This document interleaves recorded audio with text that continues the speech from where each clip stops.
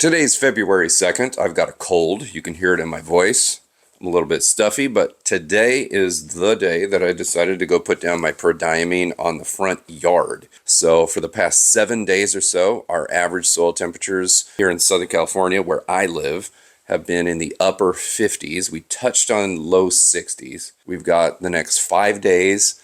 We're going to have mild, rainy weather. So it's probably not going to drop below 55 degrees.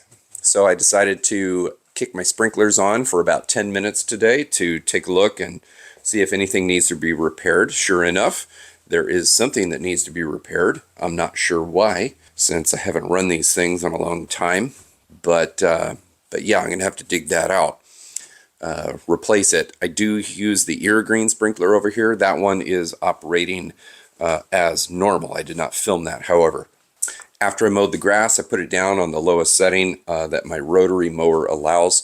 The grass that you see here is an annual ryegrass, otherwise known as a winter rye. It's probably going to stay green like this for another month or so before I decide to kill it off or just let it coexist with the Bermuda grass that is most likely going to be coming out of winter dormancy within the next couple weeks or so, depending on how the weather systems treat our location over the next couple weeks. Of course, everything looks super duper green. It looks beautiful, but there are a handful of weeds in there.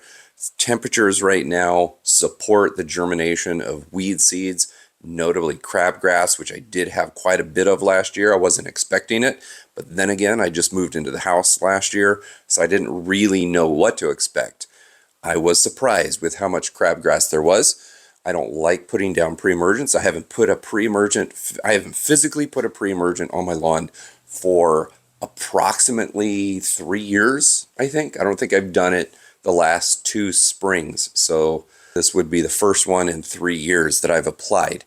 I don't want to have that crabgrass again. It does provide me good content here for the Turp Mechanic family of channels, but I don't really want it in my lawn. I can run off to a park and film videos about crabgrass if I want to. A little bit later in the spring, I'm going to be doing some fertilizing with corn gluten meal, which is a natural source of nitrogen, and it's got a small amount of effect on weed germination or preventing weed germination. It's not perfect. It's nowhere close to the same reliability that you're going to get out of a chemical weed preventative.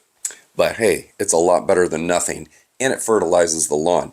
I do have some granular corn gluten meal in here in the garage from Jonathan Green, but I'm most likely going to be spraying my lawn every 2 to 3 weeks or so with Weed Wipeout, which is a sprayable hose-end sprayable product from Lawn Bright. Considering the fact that I'm putting down Prodiamine and then fertilizing with a liquid corn gluten meal throughout the spring, I shouldn't have hardly any weed pressure at all in the summer or in the spring and the summer. But you know, who knows? Time will tell.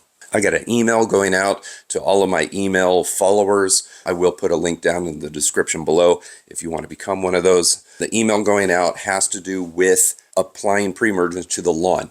I have an email going out dedicated to my warm season friends and to my cool season friends. Each email is different. In that email, I said that I wasn't going to water this stuff in, this pre-emergent in, because we're going through a cooling stretch over the next 5 days or so. However, right now I'm applying it and I'm expecting not just rain over the next 5 days, but a crazy amount of rain over the next 5 days. So for the next 36 hours, it's going to be very minimal. Therefore, I don't want to wash this stuff away. So I did decide to run the sprinklers and water it in a little bit. I ran the sprinklers for approximately 10 minutes. It's not a whole lot of water, but it's going to really adhere it to the ground. And then once the actual rain comes in, it should water it into the ground without washing it away. At least that's the plan. Who knows what's going to happen? Nobody really knows. That's it for this vlog. Make sure to look in the description below. Subscribe if you haven't, and I'll see you in the next one.